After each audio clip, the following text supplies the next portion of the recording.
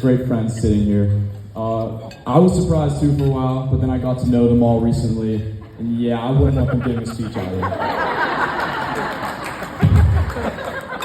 Megan and Cole have been together for almost half of my life. It's definitely been the better half. Just 3 sisters in the house for 12 years was plenty. I remember finally accepting I wasn't getting a little brother, but then Megan and Cole started dating. I had my suspicions at first. I didn't really think anyone who would choose to date Megan could be all that great. I could not have been more wrong.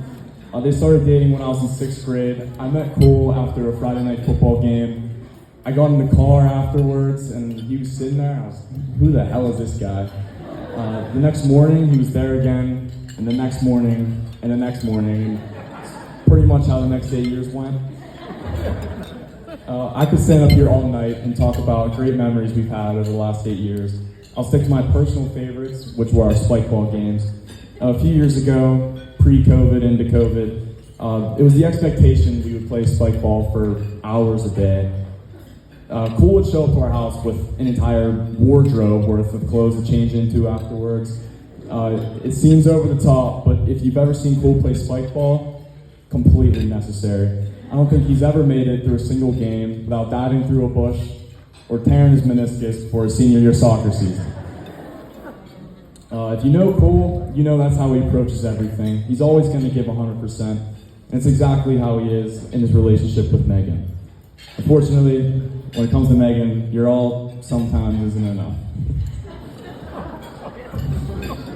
Growing up with Megan was always interesting. This might be a random analogy, but I like to compare Megan and my relationship to that of the Batman and the Jokers.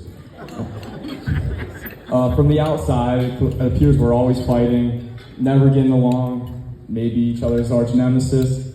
But if you know their story, you know on the inside, they rely on each other, and deep down, they might even like each other. Megan's always been there for me when I really needed her. In all things considered, she's been the best big sister.